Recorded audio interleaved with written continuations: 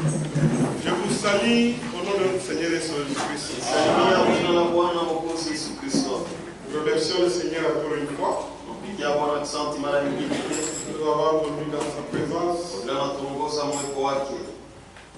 Nous l'adorer et écouter sa parole. Nous savons que et nous croyons qu'il est fidèle.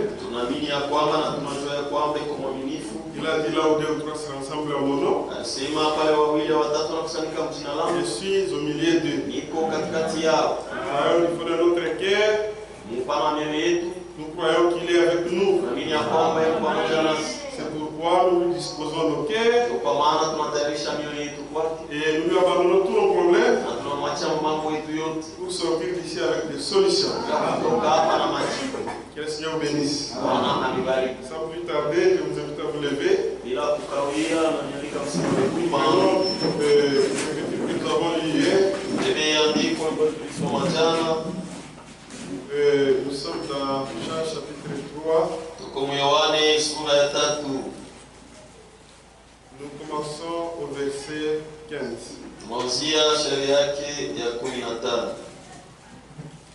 Je lis au nom de notre Seigneur Jésus-Christ. Je commence au verset 14. Et comme Moïse éleva le serpent dans le désert, il faut de même que le Fils de l'homme soit élevé, afin que quiconque croit en lui ait la vie éternelle. Car Dieu a tant aimé le monde qu'il a donné son Fils unique, afin que quiconque croit en lui ne périsse point, mais qu'il ait la vie éternelle. Que le Seigneur bénisse la lecture de sa parole. Je veux prier. Bien-aimé, notre Père Céleste, au nom de Jésus-Christ, nous te remercions. Merci de nous avoir conduits dans ta présence. Pour toi, le seul et véritable Dieu, tu parles à des hommes comme nous. Merci pour nous avoir manifesté ton grand amour. Tu as abandonné le ciel et la terre pour venir sacrifier ta vie à des mortels. Nous manquons des mots pour te remercier. Tu ne nous as pas abandonnés. Tu veilles sur nous et sur nos âmes. Tu conduis toujours nos âmes à devoir pâturage, afin que nous ne manquions pas à manger. Ainsi, Seigneur, nous sommes dans cette chair avec des problèmes. Heureusement pour nous, Seigneur, tu as dit dans ta parole que nous te fassions connaître tous nos problèmes. Parce que tu as dit tout ce que nous te demanderons au nom de Jésus-Christ, tu le feras. C'est pourquoi ce soir, nous abandonnons entre tes mains. Moi aussi, je m'abandonne entre tes mains. Parce que tes enfants se sont réunis pour t'écouter. Moi, je ne suis qu'un homme. Sans toi, nous ne pouvons rien.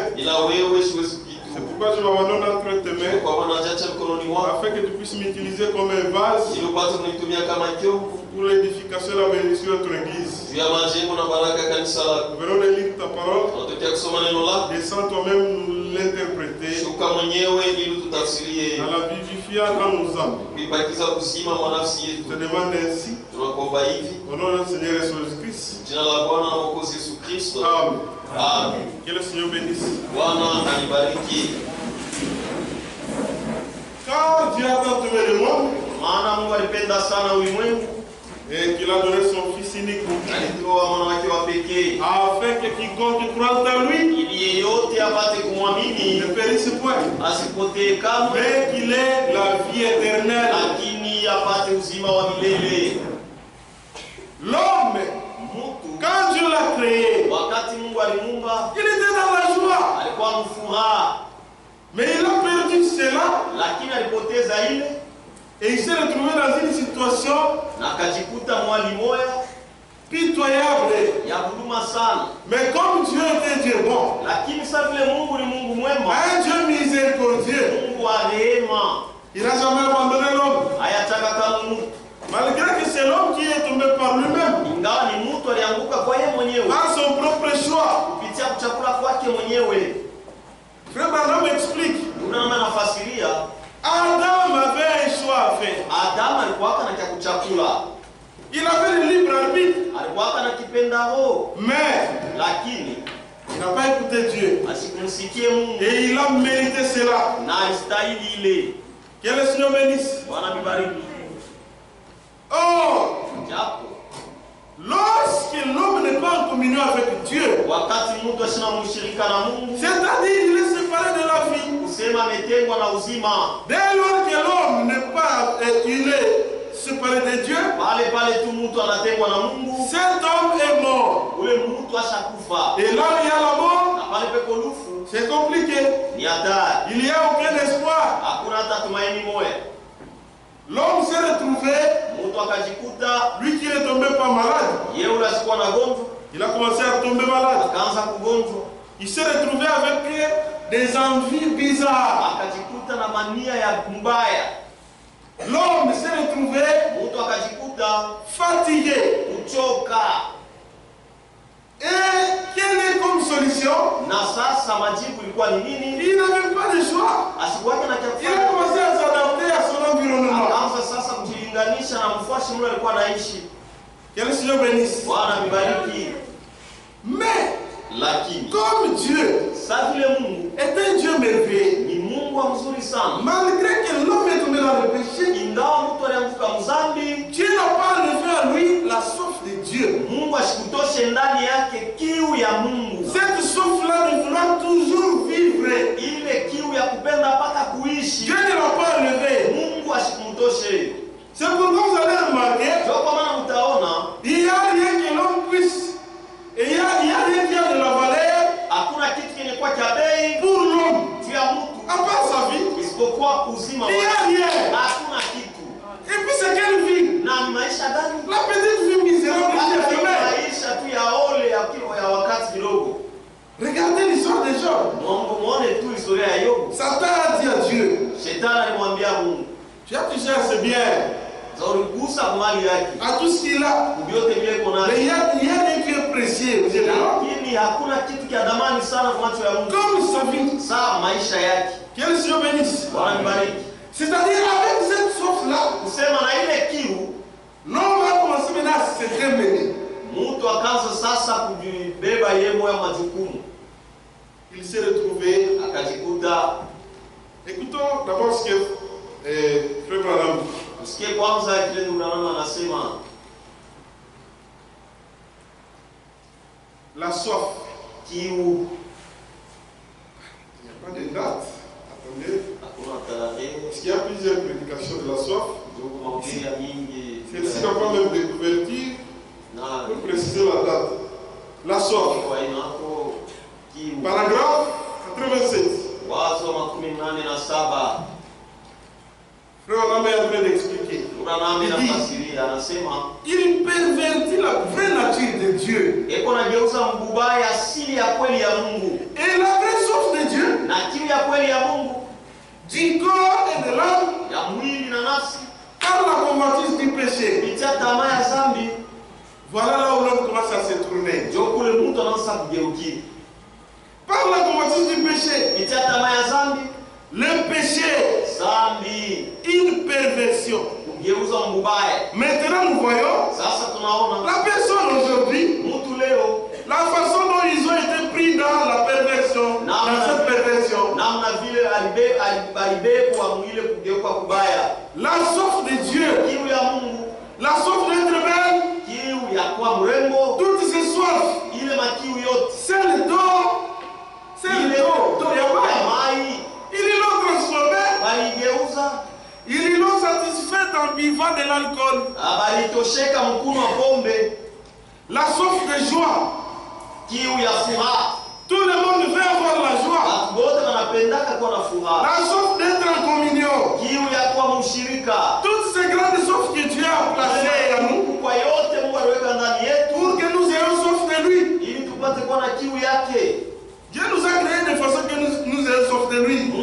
kunyumba mnamna tupate kuwa na kiu yake. Et nous cherchons la satisfaction dans un autre genre de soif. Na tunatafuta tufurahiwe kiu nyingine. Dans un autre genre de perversion. Mahali moya hivi ya mbaya. De la soif correcte. Ya kiu yenye kunyoroka. Vous voyez comment ça se passe dans le naturel? Quel est Seigneur bénisse? Voilà la nouvelle nature que l'homme s'est retrouvé avec. Il commence à aimer les choses du monde parce qu'il est devenu un homme charnel. Pour essayer un peu de retrouver cette joie-là, il construit des grands bâtiments, essayer un peu de se satisfaire par-là, sortir des histoires, mais tout cela, ça ne procure rien que la mort. L'homme essaie de créer des choses pour se protéger. Parce qu'il comprend que la seule chose la plus importante qu'il a, c'est sa vie. C'est sa vie. C'est pourquoi il crée des armes. Me protéger. Vous trouvez quelqu'un avec 200 militaires qui le protège. Il protège quoi? La petite vie. Que le Seigneur bénisse. Mais tout cela fonctionne en son défaveur. Il se détruit lui-même. Il se détruit lui-même. Dieu a vu tout cela. Il s'est dit, je ne vais pas abandonner cet homme. Mais comment faire? Comment faire pour l'amener à retrouver sa position originelle? Et la seule solution, c'était Dieu lui-même. C'est pourquoi il a dit, je n'enverrai pas quelqu'un.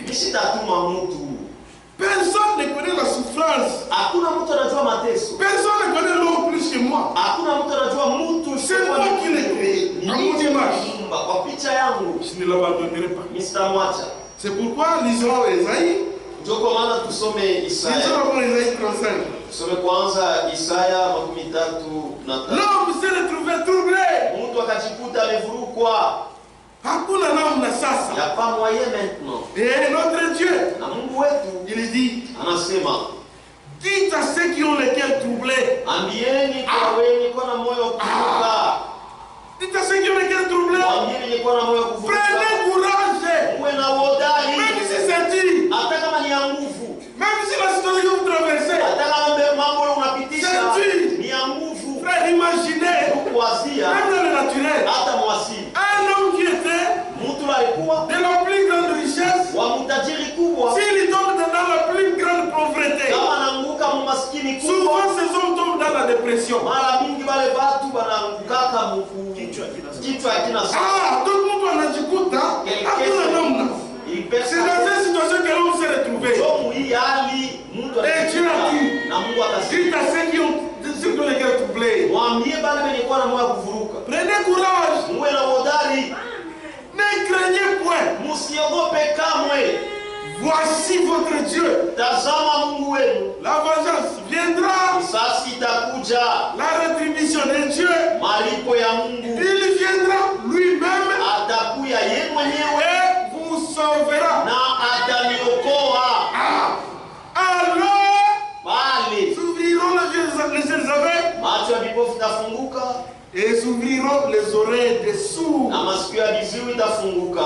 Que le Seigneur bénisse. Et Dieu a pris l'initiative de venir lui-même pour sauver l'homme. Mais avant de le faire, comme il est Dieu bon, il a dit, si j'abandonne cet homme comme ça, il va se retrouver dans un état où plus le temps passe, plus cet homme s'éloigne de plus en plus de Dieu. Alors il faut faire un petit grand moyen pour essayer un peu de les rapprocher de moi. En attendant que je la solution à son problème. Que le Seigneur bénisse. C'est pourquoi il a prévu les sangs d'animaux. Il a dit, vaut mieux qu'un pauvre animal, innocent, que cet animal puisse ne fût que verser son sang pour cet homme. Sauf que les sangs d'animaux ne faisaient que couvrir. Le problème était toujours là. Parce que le problème de l'homme était très profond. Non seulement la nature était détruite, ça a commencé d'abord par son propre âme, son esprit et son corps. Un animal ne peut pas résoudre ça. Un animal, jamais. Et puis un animal, regardez, la vie d'un animal, je ne vois pas le marquer. Le marquer, je voudrais te faire quelque chose. Écoutez ce que frère Branham est en train d'expliquer à propos de cela.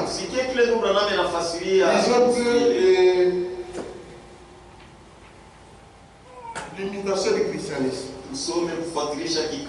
Il explique. Il dit les sangs d'animaux.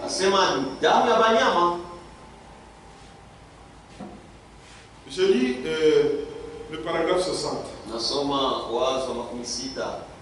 Il dit ils avaient un cœur de pierre. Et je pense que les Saint-Esprit ne pouvaient pas entrer dans ce cœur-là. Comment ça va entrer? Et il n'y avait aucun moyen pour lui d'entrer dans ce cœur-là. Parce que c'était un cœur rempli de péchés.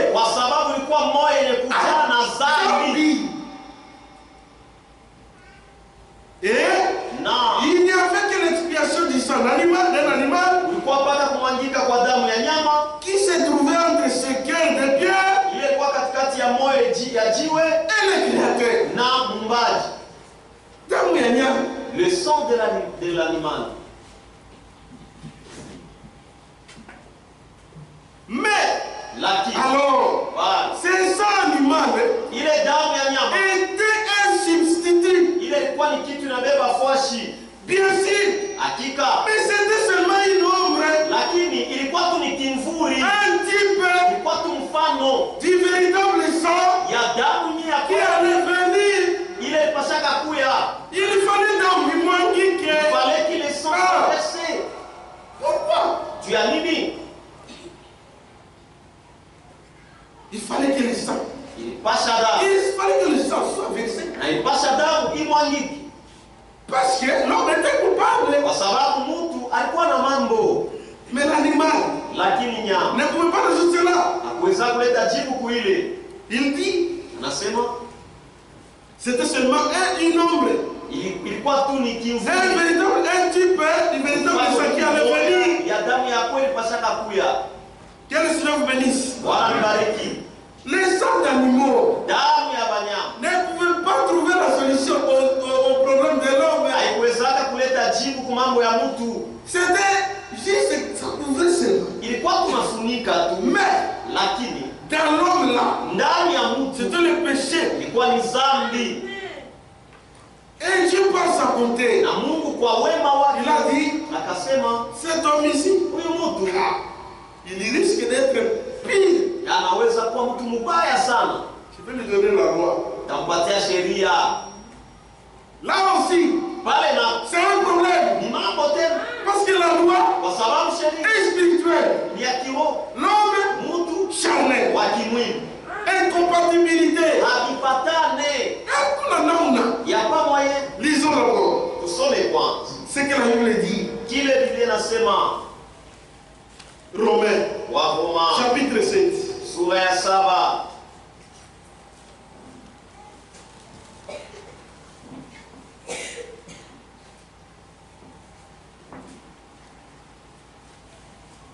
Prenez verset 7. Chapitre 7, verset 7. Sura ya 7 ya Waroma, shairi ya 7. La Bible dit, Biblia inasema, que dirons-nous donc? basi tutasema nini? La loi est-elle un péché? Sheria eti ni dhambi? Loin de là. Kamwe. Mais, Lakini quel est le péché que par la loi? nilijua dhambi kupitia tu sheria. Que le Seigneur bénisse. Bwana nibariki. C'est comme un homme. Kwa sababu Si vous partez en cours de route, kama unaenda mjini, vous voyez une pancarte là, unaona pancarte moja pale, où on écrit, pale banaandika, ne regardez pas ici. ushangalie hapa. Nous aurons toujours tendance à regarder. Utakuwa pala na ama kuangalia kule. Je reconnais le péché Nilijua dhambi qui par la loi. ni kupitia sheria. Car Kwa maana je n'aurais pas connu la convoitise singelijua tamaa si la loi ni dit, kama sheria ikusemaki, tu ne convoiteras point. sitamani kamwe. Et le péché s'agissant l'occasion Na dhambi kabeba hiyo bati, produisit en moi ikaumba ndani yangu par le commandement kupitia hiyo amri toutes sortes de convoitises. aina yote ya tamaa. Car sans la loi, le péché est mort. Kwa maana bila sheria dhambi ni ya kufa. Que le Seigneur bénisse. Bwana nibariki. C'est pourquoi, pour gagner le temps, Ndio kwa maana njoo ya kuina muda, prenons le verset 11. bebe sheria ya 11. Car le péché s'agissant l'occasion. Kwa maana dhambi kabeba hiyo bati, Mais c'est lui ici par les commandements. ikanitongoza kupitia amri, Et par lui me fit mourir. na kupitia amri ikaniua. La loi donc Basi sheria, et les commandements. La loi donc et les commandements. basi sheria na amri, Et saint. amri ni takatifu. Pardon, je n'ai pas bien dit. Unirehemu. La loi donc est sainte. Basi sheria iko takatifu.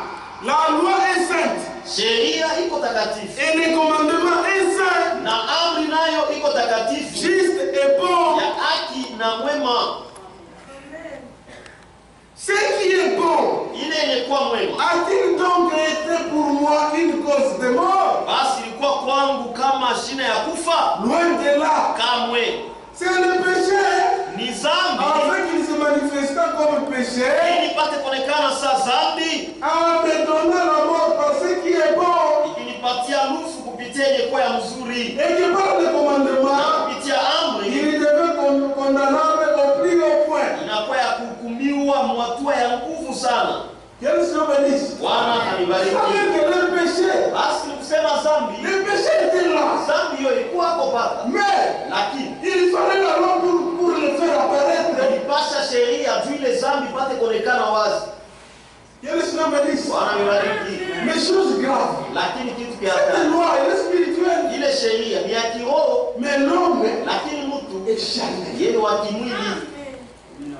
Donc c'était complètement difficile. C'est pourquoi Basi ilikuwa nguvu sana, ndio la kwa loi sheria rendait toujours l'homme coupable. ilikuwa nafanya tu mtu akwe wa mambo, Toujours coupable. mpaka wa mambo Ce qui est bon, yenye kuwa mwema vous le connaissez. unaijua, Mais vous ne pouvez pas le vivre. lakini hauweze kuishi Chaque jour dans la condamnation. kila siku uko mpaka Mungu. Je souhaiterais être comme ça. Je souhaiterais être comme ça. Napenda kuwa wa hivi, Mais lakini jamais. kamwe.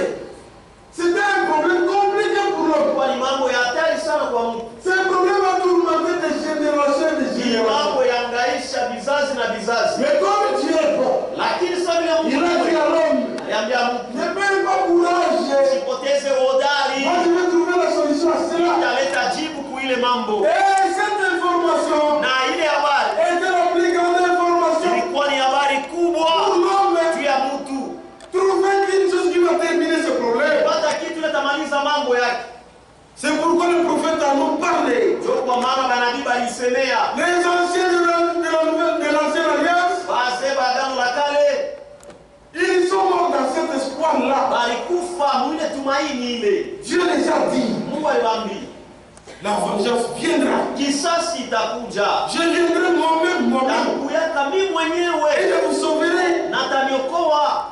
Que le Seigneur bénisse. Bwana mbariki. Et Na maintenant, sasa si homme qui devait venir, Huyu mtu alipasha kuya. c'est que dans cet homme-là, Sasa ndani ya ule mtu il devait y avoir mpasha mkuwe quelque chose kitu kimoya qui doit répondre aux exigences de Dieu. kile kinapasha kujibu kwa makanuni ya Mungu. Maintenant, Sasa Frère Franck explique, il dit, ndio Frank anafasiria anasema comme l'homme, saa vile mtu il avait commis le péché dans une chair humaine, alitendaka dhambi mwili hivi ya mtu, la solution devait venir par là. jibu nayo ipashe kuya kupitia mpaka mwili. Maintenant, Sasa qui pouvait le faire? nani aliweza kuifanya? Tous coupables. Nous sommes Watu coupables. wote tuko na mambo.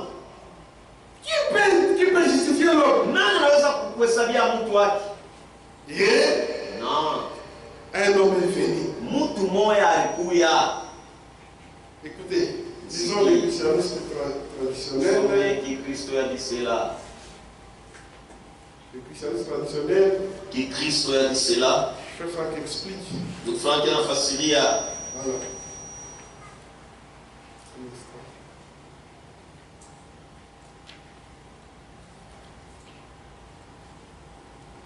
C'est très important. Ni ya mafaa sana. Il faut qu'on sache Napasa tujue comment. namna gani. C'est pourquoi pour connaître la valeur. Ndio kwa maana juu ya kujua bei. La valeur du salut. Bei ya wokovu. Parfois, si vous comprenez comment ce salut a été obtenu, Kama unaelewa namna kanile wokovu ilipatikana. On va pas jouer avec ça. On va pas jouer avec. C'est pourquoi nous avons même une chanson Ndio kwa maana tunagalaka na mwimbo où nous chantons. ile tunaimbaka. Quand nous avons mis dans sa Si tu constates que je et nous avons dit commence au Gethsemane. dès que je tourne mon regard à Gethsemane, Lorsque je vais voir ce qui s'est passé, nitaona mambo ilipatikana kule. c'est pourquoi nous Ndio kwa maana nous abandonnons le péché pas par contrainte. tunachaka dhambi haiko kwa kukaza. D'abord c'est par l'amour. Mbele ni kwa mapendo. C'est par l'amour. Ni kwa mapendo. Donc qui est le monde nous qualifie? Parce que ce que l'homme a fait, Après on t'a dit que c'est ce que Dieu a fait. Personne ne saurait le faire. Personne. Écoutons. Tout ce qui Les christianistes traditionnels. Kristo ya bisila. Page 89. Darasa wa 89. L'homme de Dieu dit ceci. Mtu wa Mungu anasema hivi. Puisque l'homme est tombé dans le péché, Juu mtu alianguka mzambi, en son corps de chair, mwili yake et par cela na kupitia ile a été livré à la mort. alitoweka kulufu. Les rédempteurs Mkombozi devaient naturellement venir dans la même forme de chair pécheresse. alipasha kuwe paka mwile hali moya moya ya mwili ya zambi. Imaginez-vous Mwazie un Dieu saint, Mungu mtakatifu, mais il accepte lakini aneti d'être un homme akwe mtu dans un corps pécheresse, mwili ya zambi juste pour sauver juu ya koko ses propres créatures. maumbile yake mwenyewe. Et Na le rédempteur mkombozi devait naturellement venir alipasha kuye tu mwasi dans la même forme de chair pécheresse, ile hali moya moya ya mwili ya zambi, mais il devait venir dans une chair de péché lakini alipasha kuya mwili ya zambi afin de retirer la création des chiens ili apate kutosha kiumbe kile de kilianguka son état de péché. hali yake ya zambi. Jésus devait satisfaire Yesu alipasha aux justes exigences de la loi makanuni kabisa ya sheria, en prenant sur lui la malédiction mkubeba yulu yake laana qui était tombée sur nous. ile tuangukiaka shie. Ah! C'est pourquoi, Ndio kwa maana écoutez ce que la Bible dit. msikie kile Biblia inasema. Isaïe. Isaya, Écoutez ce que la Bible dit. msikie kile Biblia inasema.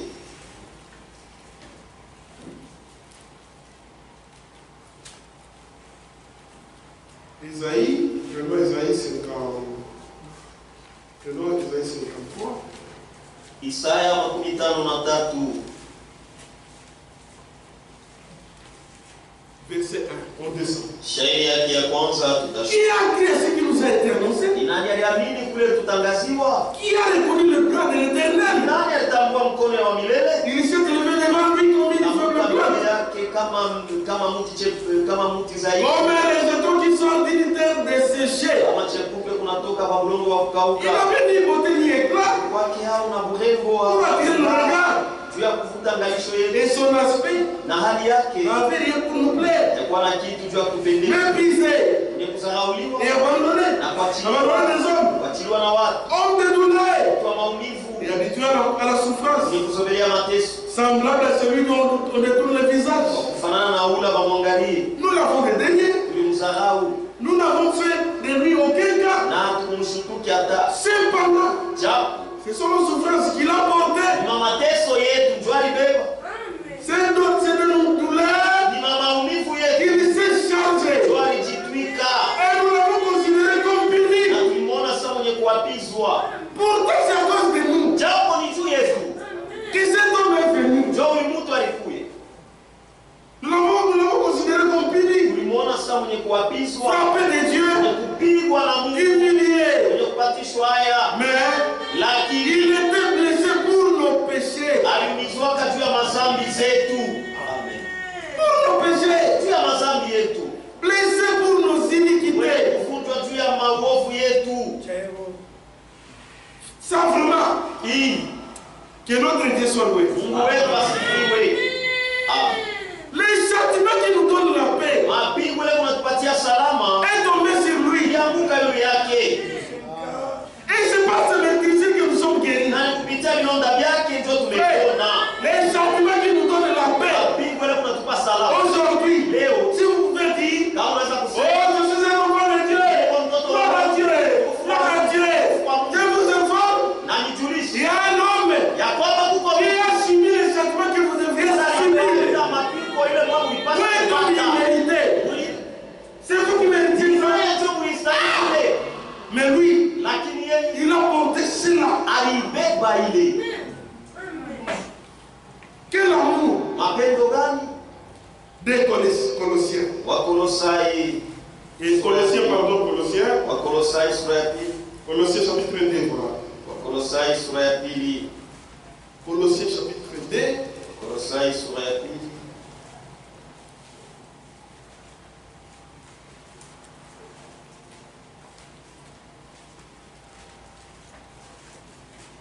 Verset 13.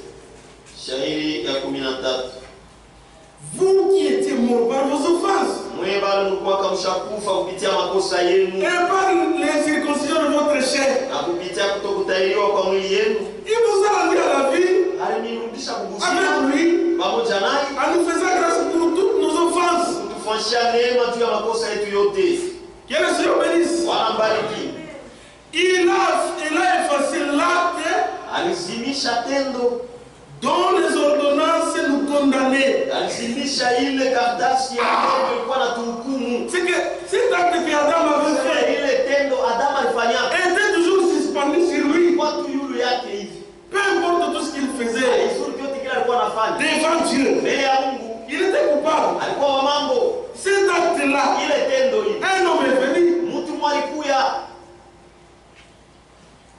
il a effacé alizimisha l'acte dont les ordonnances tendo ya karatasi ile ilikuwa nous condamnaient na tuhukumu et subsistait contre nous. na ilikuwa na kuwa kwa tu juu ya kutukombanisha. Il l'a détruit Aliharibu en l'éplouant à la croix. mkuipopola kumsalaba. Que le Seigneur bénisse. Bwana nibariki. Maintenant, Sasa comme l'homme sa vile mtu avait péché dans sa chair, alitendaka zambi mwili yake, les salut aussi wokovu nayo devait être accompli ilipaswa itimilike dans la chair. mwili. Pourquoi? Ya nini? Ce que Dieu exigeait, Ile Mungu alikuwa anashukisha c'était le sang. ilikuwa ni damu Et le sang, na damu, les sangs d'animaux, damu ya banyama. la vie qui était dans le sang d'animaux, Shima ule ulikuwa damu ya banyama était incompatible avec la vie de l'homme. haikupatana kabisa na damu na uzima ya mtu. Regardez même dans la nature. Mbona damu asili? Pour vivre, on a besoin de manger. Juu ya kuishi tunapasha kuya, Mais lakini pour manger, juu ya kuya quelque chose doit perdre sa vie. kitu mwe napasha poteze uzima wake. Sachez ça. Ujue ile Pour manger, juu ya kuya quelque chose doit perdre sa vie. kitu mwe napasha poteze uzima wake. Pour manger le fer de manioc, Juu ya kuya sombe unaenda unakata. tu vas là-bas, tu vas couper. Mais comme dans ce fer-là, il n'y a pas la vie éternelle,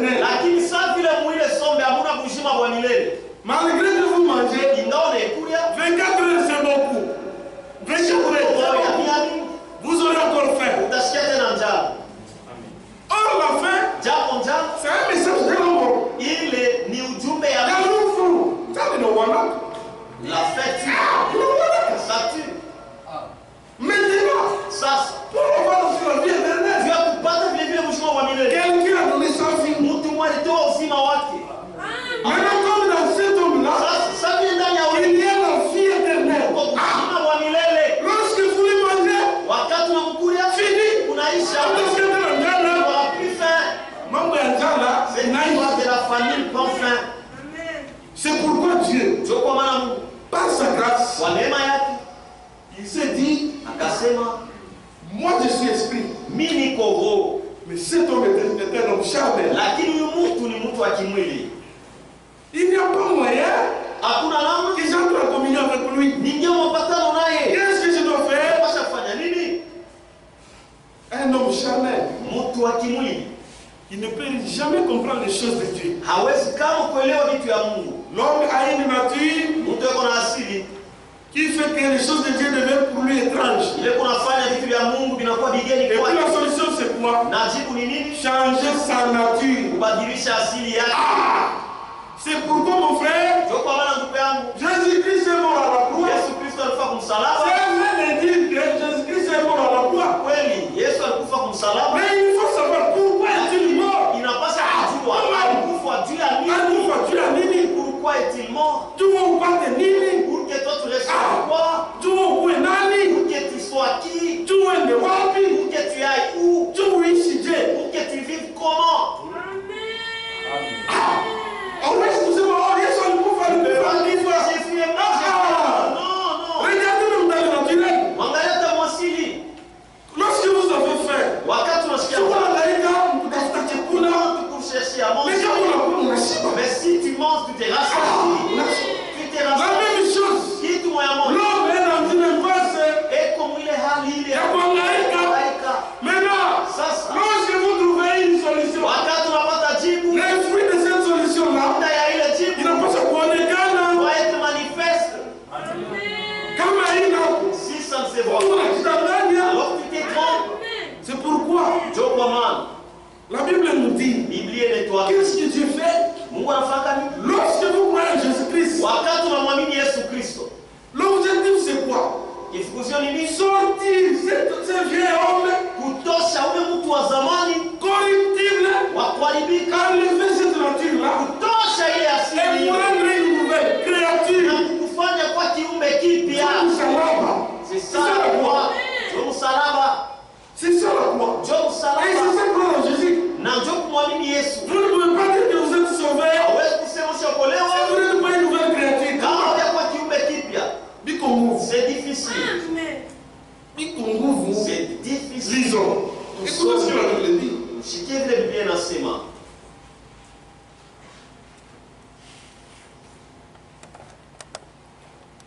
Deux Corinthiens chapitre 5. Wakorintho wa pili sura ya 5. Et verset 17. Sheria ya 17. La Bible dit, Biblia inasema si quelqu'un est en Christ, kama mtu eko ndani ya Kristo, il est une nouvelle créature. eko kiumbe kipya. Les choses anciennes sont passées. Vitu vya zamani vishapita. Voici toutes choses sont devenues nouvelles. Tazama sasa vitu vyote vishakuwa Et tout biblia. cela vient de Dieu. Na ile yote inatokea kwa Mungu. Il nous a réconciliés avec lui Aliyetupatanisha naye par Christ. kupitia Kristo. C'est que cette communion entre Dieu et l'homme Ile est interrompue. ushirika katikati ya Mungu na Mungu Christ alikamilika. l'a rétabli. Kristo alirudisha. Il l'a rétabli. Alirudisha. Il nous a réconciliés avec lui par Christ. Alipatanisha naye kupitia Kristo. Il nous a donné le ministère de la réconciliation. Huduma ya upatanisho. Quel service? Wanabariki. Écoutez le verset 19. Usikie sheria. Car Kwa maana Dieu était en Christ. Mungu alikuwa ndani ya Kristo Réconcilier le monde avec lui-même. akipatanisha ulimwengu na yeye Cette mwenyewe. réconciliation qui était rompue. Ile upatanisho ulikuwa katika Christ l'a accompli. Kristo alitimiza. Réconcilier le monde avec lui-même. Kupatanisha ulimwengu na yeye mwenyewe. En ne pinant pas aux hommes Kosa kuhesabia leurs offenses. makosa yao. Quel service? Wanambariki. Et il a mis en nous Na aliweka la ndani yetu parole de la réconciliation. neno ya upatanisho. C'est-à-dire cette communion Useme ya ushirika. qui était rompue Ile dans le jardin d'Éden katika bustani ya Edeni entre Dieu katikati ya Mungu et l'homme. na mtu. C'était fini. Ilikuwa shakwishi. Malgré que tout ce que Dieu a fait, Ingawa yote c'était pour aider l'homme. Mais en réalité, il fallait établir cette communion. Et cette communion devait être accomplie par la mort d'un homme à la croix. Et quand cet homme est mort, oh, c'est fini. La solution a été trouvée. Désormais, les hommes peuvent retrouver leur communion. Et le fruit de cette communion, les hommes deviennent de nouveau, des nouvelles créatures. Or, sans la nature de Dieu, il est pratiquement difficile pour l'homme de comprendre les choses de Dieu. C'est pourquoi les hommes avaient toujours un problème avec la loi. C'est pourquoi ils avaient des difficultés. Malgré tout, la loi les condamnait. Parce qu'ils avaient une autre nature. Mais un homme qui a accompli la loi est venu mourir à la croix. Alors, la seule manière pour nous aussi de réussir avec la loi, c'est d'être dans un homme qui a accompli la loi. C'est ce que Dieu a prévu. C'est pourquoi ce que Dieu fait, il crée d'abord l'homme en Jésus-Christ. Tu ne sauras jamais vivre la parole de Dieu si tu ne sauras jamais. C'est un problème de nature. C'est pourquoi même frère Branham dit, les péchés, arrêtez de les blâmer. Les péchés,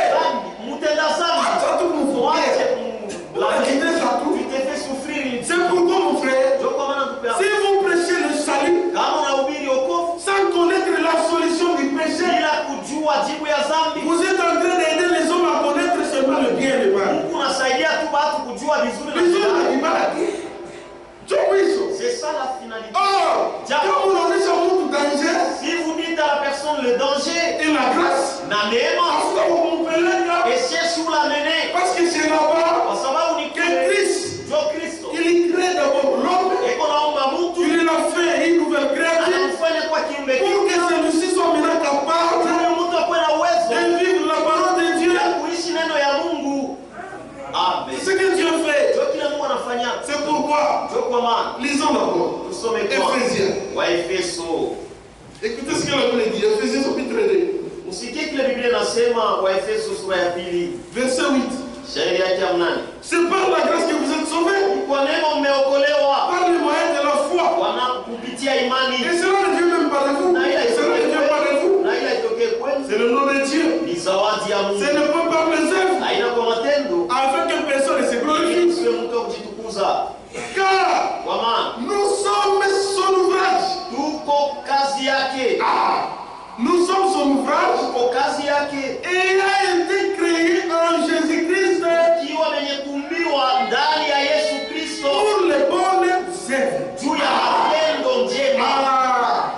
C'est que Mungu alikuumba que Dieu te crée d'abord en Jésus-Christ pour les bonnes œuvres que Dieu a préparées d'avance afin que nous les pratiquions.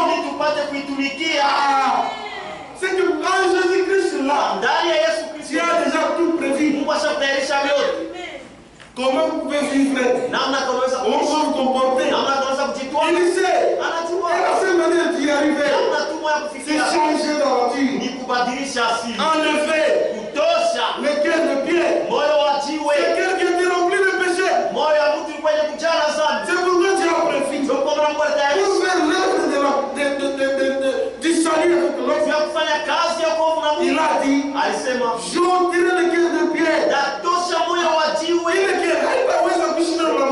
Ne sera pas vivre la parole de Dieu.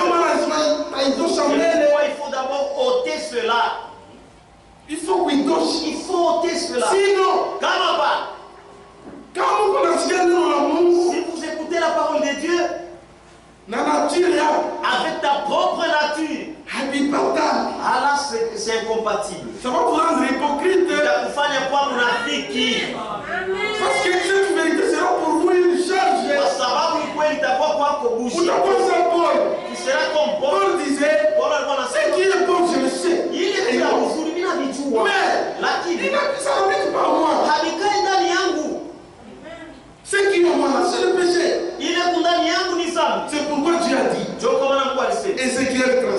Écoutez ce que Dieu a prévu.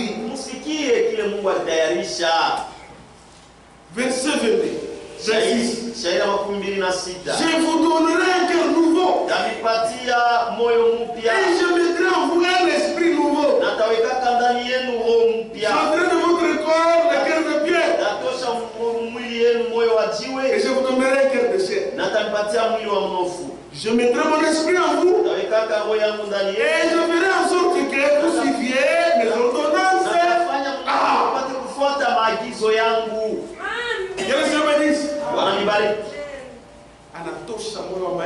Il a ôté les cœurs de pierre, il a ôté cela. Il met son esprit. Après, il fait en sorte que, et je ferai en sorte que vous suiviez mes ordonnances et que vous observiez et pratiquiez mes lois. Car naïf, si ce n'est pas comme ça, tu ne sauras c'est pourquoi la véritable église de Jésus-Christ conduit toujours les hommes là où ils vont devenir de nouvelles créatures. Les péchés, tout le monde les condamne. Mais tout le monde ne connaît pas le chemin du salut. Ils ne connaissent pas ce chemin. Nous condamner les âmes. Donc on est condamné le péché. Il y a des gens. Nous avons condamné les âmes. On a condamné le péché ici. On a lié la prière. Tu pleures même. Mais il ne connaît pas les plans. Il ne connaît pas ça. Mais Dieu a prévu. La vie éternelle, c'est quoi? C'est Dieu dans l'homme. La nature de Dieu dans un homme. Et ça fait que cet homme, il voit différemment. Un homme qui a déjà reçu Jésus-Christ, c'est un homme différent. Totalement différent. C'est pourquoi même pour étudier les choses de Dieu, d'abord faire une expérience avec Jésus. Pourquoi? Comme je l'ai toujours dit, lorsque vous avez la nature de Dieu, même si tu connais deux choses seulement, tu vas les croire de tout ton cœur. Et quand tu vas ajouter la troisième, tu n'auras pas la difficulté de la croire. Parce que tu as la nature. Il t'aide à connaître les choses de Dieu. Amen. C'est ça le problème. C'est pourquoi du temps de vérité. Ceux qui avaient la nature de Dieu n'avaient pas du mal à voir la lumière que Abraham a apportée. Parce que la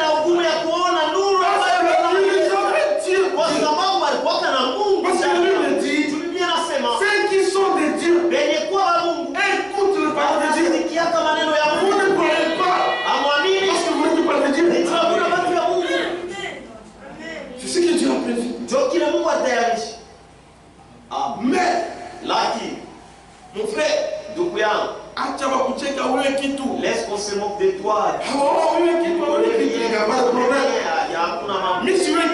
ne connais rien. Mais je connais un homme. Je ne connais rien. Mais je connais un seul homme. Je le connais. Écoutez, C'est qui est la grande tragédie. la grande tragédie. Frère Franck dit ceci. Page 16. Il s'agit en première ligne d'avoir une relation personnelle avec Jésus-Christ, laquelle seule procède l'introduction dans la parole.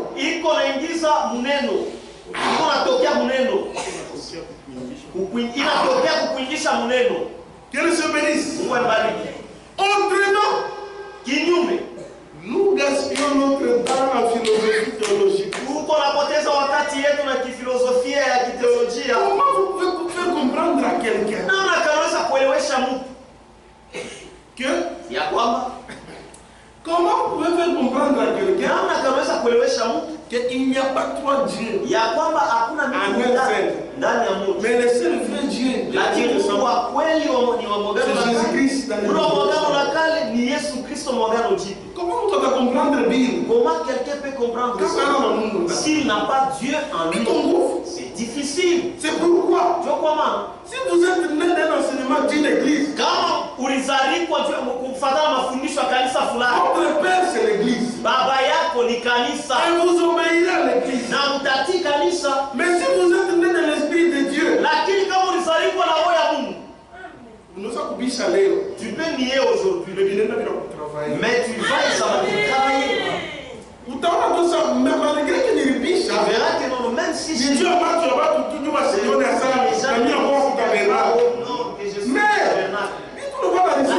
c'est que cet homme-là, c'est vrai. C'est pourquoi, même lorsque nous prêchons le salut, nous cherchons les enfants d'Abraham prédestinés.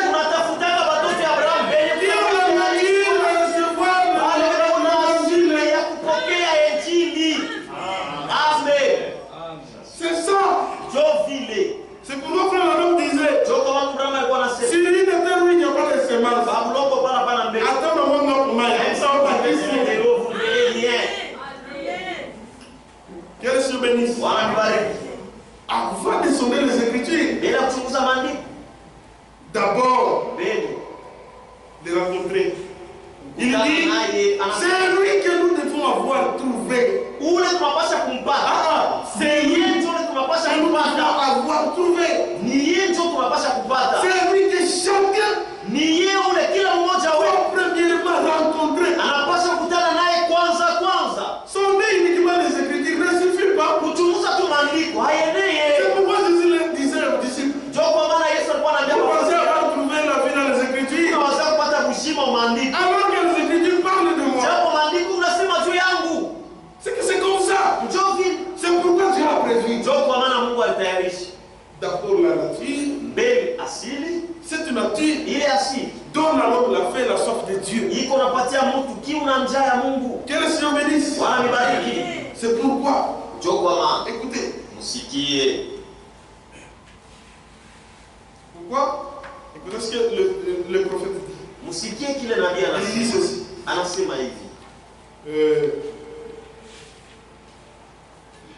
Dans la brochure, pourquoi je suis contre?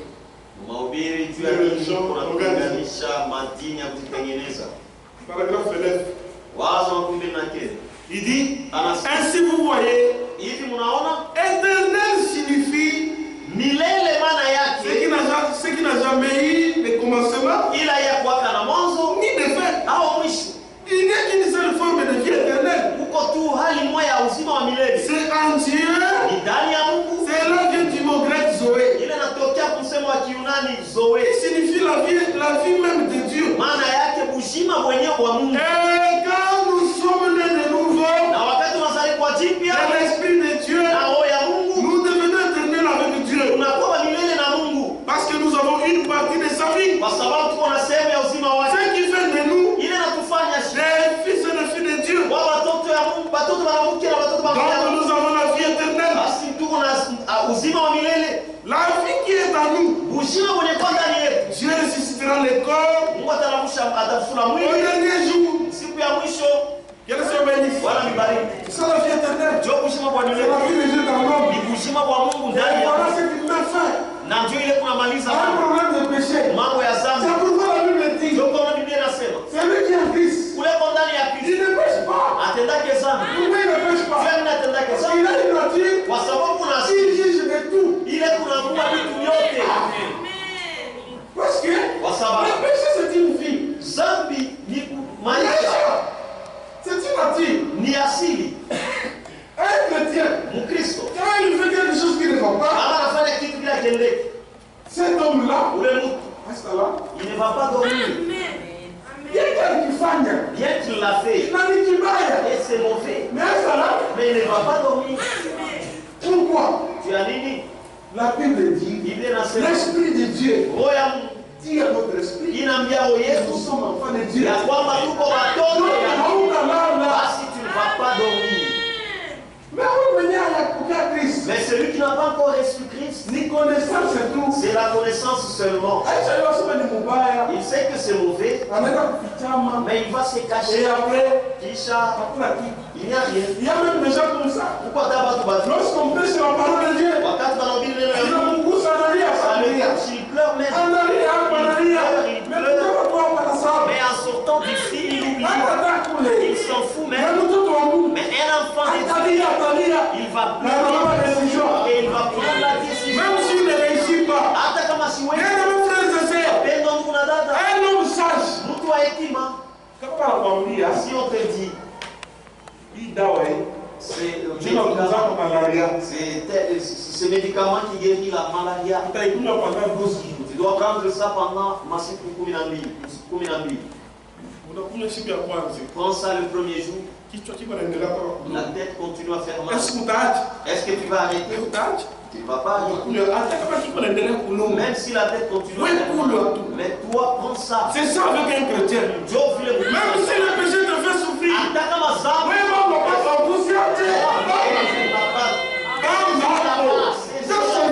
c'est ça la solution. Il n'y a pas d'autre solution. Ils ont mis fin au problème du péché. Combien de Jésus-Christ se trouve là-bas?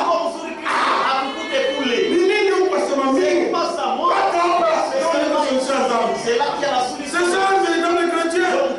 Même si les choses sont dures, ils n'abandonnent jamais. Même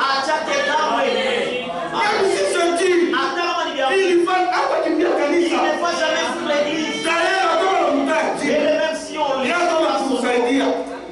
Il y a dans la soirée kusaidia. c'est pour l'aider. Mais quand on trouve un problème, Mais si tu es dans des problèmes, tu n'es pas encore rencontré même si on ne te cite pas, de façon tout nous s'aimer en tout cas de la manière dont tu as dit, en tout cas c'est moi. Tu n'as pas vu la valeur de t'aider. Le remède qui guérit et qui ramène, c'est toujours ramène. N'abandonne pas. Dieu ne va pas t'oublier. Tu es encore dans ce situation. Moi, je pense que vivre la parole de Dieu, c'est de la blague. Écoutez ce que la Bible dit. Si quelqu'un vient à C'est terminé. tu vas kumaliza ça. Nous avons de grandes richesses. Tuko na utajiri kubwa. Hiki kimwili Cette chair ici, kama ukiasijeti, si tu ne la sujettes pas, utateswa. tu vas souffrir beaucoup. Sikia Biblia inasema. Écoutez ce que la Bible dit. 2 Corinthiens chapitre 4, Wakorintho wa pili sura ya 4 verset 7. shairi ya saa. Nous portons Tuko na beba ces trésors hii hazina dans des vases de terre. vyombo ya bulongo. Des vases de terre. Mais nous avons un grand trésor. Lakini tuko na hazina kubwa. Afin que cette grande puissance Ili uwezo kubwa soit attribuée à Dieu. ipate kuletwa kwa Mungu Et non à nous. na hapana kwetu sisi. C'est comme ça, ma sœur. Sauf vile Hiki dada. kimwili kita kukokota. Eko ici va Mais